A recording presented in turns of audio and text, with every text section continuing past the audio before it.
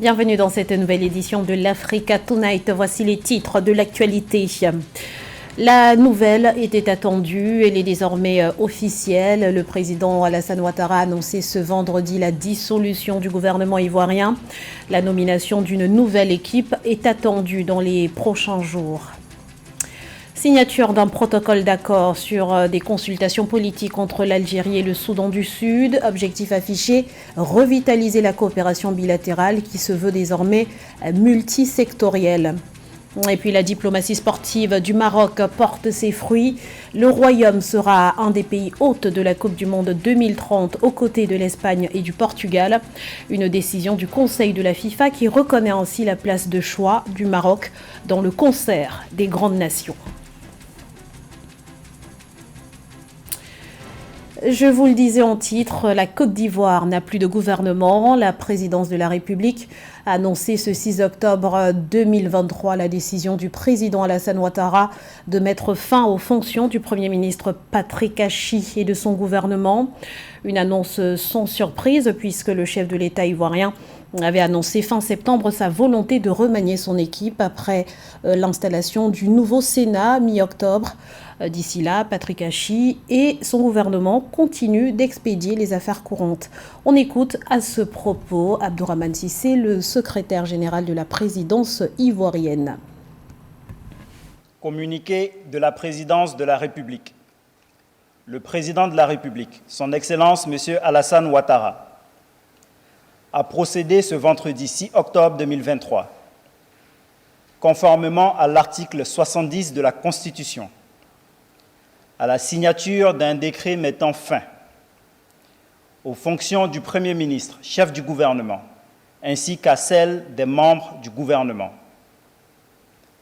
Le président de la République exprime sa gratitude au Premier ministre Patrick Achi et à l'ensemble des membres du gouvernement pour leur engagement au service de la nation au cours de ces dernières années. En attendant la nomination du nouveau Premier ministre et la mise en place du nouveau gouvernement, le Premier ministre et les membres du gouvernement sortant sont chargés d'expédier les affaires courantes, fait à Abidjan le vendredi 6 octobre 2023. J-4 avant les élections générales du 10 octobre au Libéria. Pour superviser le vote, une mission d'observation de la communauté économique des États de l'Afrique de l'Ouest a été déployée sur place, conduite par Ataïrou Djega. Elle est composée d'une centaine de membres et tiendra des séances de travail avec les différentes parties prenantes, notamment la Commission électorale nationale, le gouvernement, les organisations de la société civile, les médias, les agences de sécurité ainsi que les partis politiques et les candidats. Notons qu'ils sont 20 à prétendre à la magistrature suprême, dont le président Georges Weah qui brigue un second mandat. Thomas Sankara cimente un peu plus son nom dans l'histoire. L'ancien président et père de la révolution burkinabé a été élevé au rang de héros de la nation ce 4 octobre 2023. Un statut créé en juin 2022 pour honorer des personnes qui se sont distinguées, je cite, par leur bravoure exceptionnelle pour la défense d'une cause nationale. Une cérémonie d'hommage est annoncée pour le 15 octobre prochain. Plus de détails avec Nathalie Mo. Le gouvernement de transition du Burkina Faso a élevé l'ancien président, le capitaine Thomas Sankara, au rang de héros de la nation. Le 4 octobre 2023, l'exécutif a adopté ce statut pour celui considéré comme le père de la révolution burkinabé de 1983. L'impact du leadership de Thomas Sankara sur l'histoire de son pays qu'il a dirigé du 4 août 1983 au 15 octobre 1987 devient ainsi périn et officiellement reconnu par l'État. C'est un honneur fait à ce grand homme d'Afrique, à ce digne fils d'Afrique, qui par ses idéaux, par sa vision, par son comportement à la tête de l'État, a donné au Burkina Faso ses lettres de noblesse en termes de développement économique, en termes d'idéologie politique et en termes de promotion des valeurs culturelles. Au Burkina Faso, le président de la transition Ibrahim Traoré ne cache pas son admiration pour Thomas Sankara. Le chef de l'État burkinabé s'identifie à cette figure historique de son pays par un discours anticolonialiste et ses visées panafricaines. Comme Thomas Sankara, le président Ibrahim Traoré prône la résolution des problèmes de l'Afrique par l'Afrique et les partenaires qui épousent cette idéologie. Une logique qui s'est notamment illustrée lors de la signature de la charte du Liptako Gourma avec le Mali et le Niger le 16 septembre 2023. Thomas Sankara aujourd'hui n'appartient plus au Burkina Faso. Thomas Sankara n'appartient plus à l'Afrique. Thomas Sankara appartient au monde entier. Et c'est ce que le Burkina Faso vient de magnifier à travers cette reconnaissance qui de loin devait se faire depuis fort longtemps. Le plus important ici, c'est la dimension de l'action. Le plus important ici, c'est la justice qu'on a rendue pleinement à Thomas Sankara.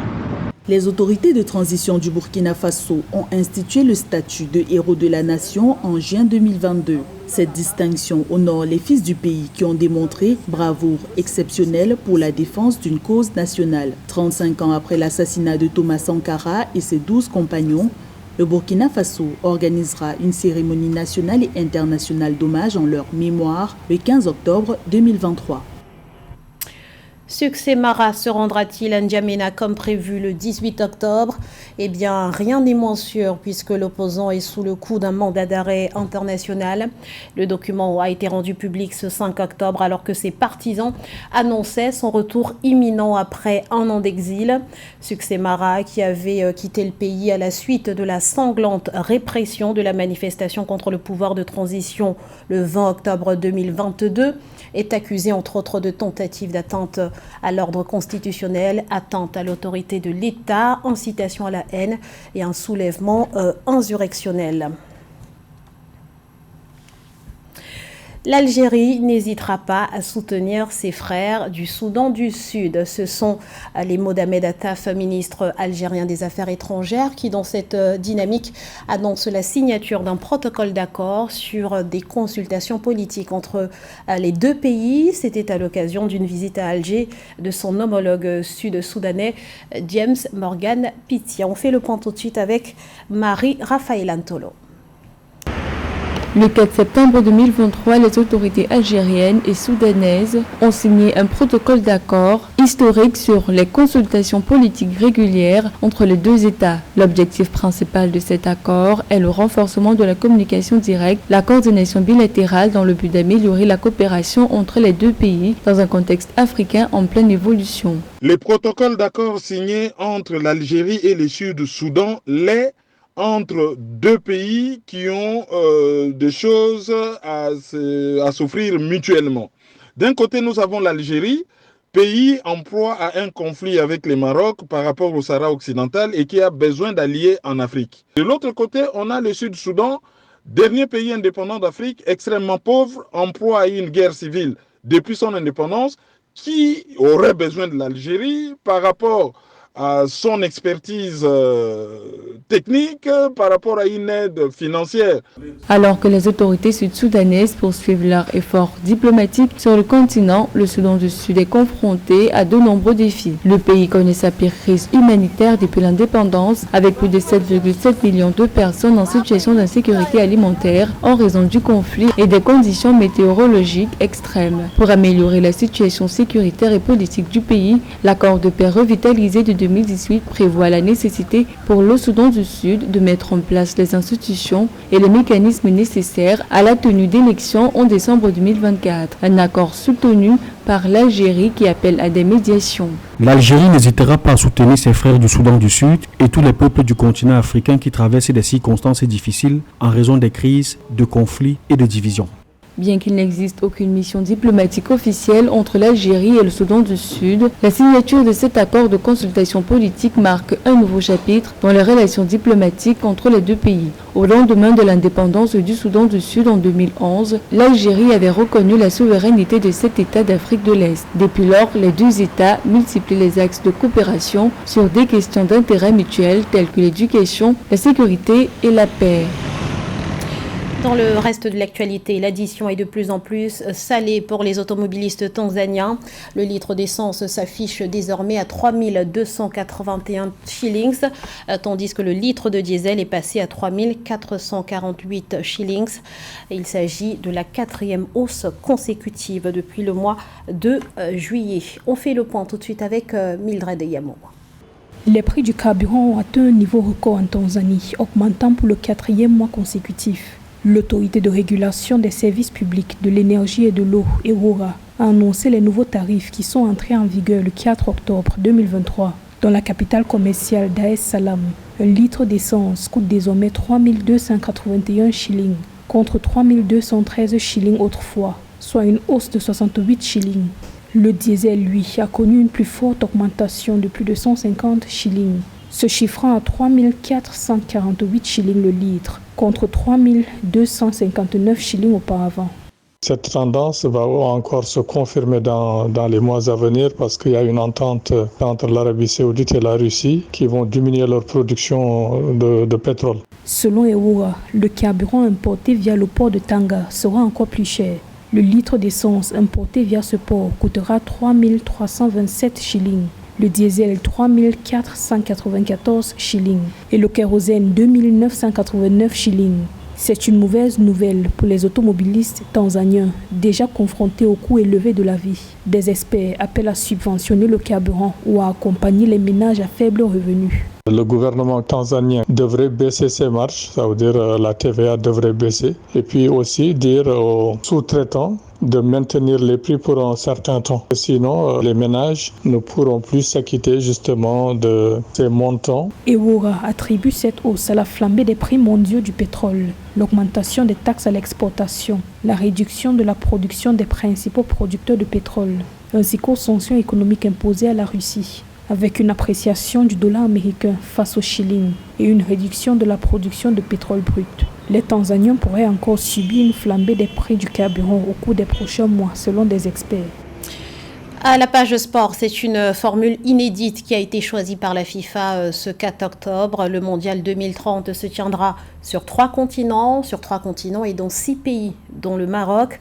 Un choix qui, selon certains observateurs, est le fruit d'une véritable diplomatie sportive engagée par le Royaume depuis 2014. Les détails avec Nathalie Mo.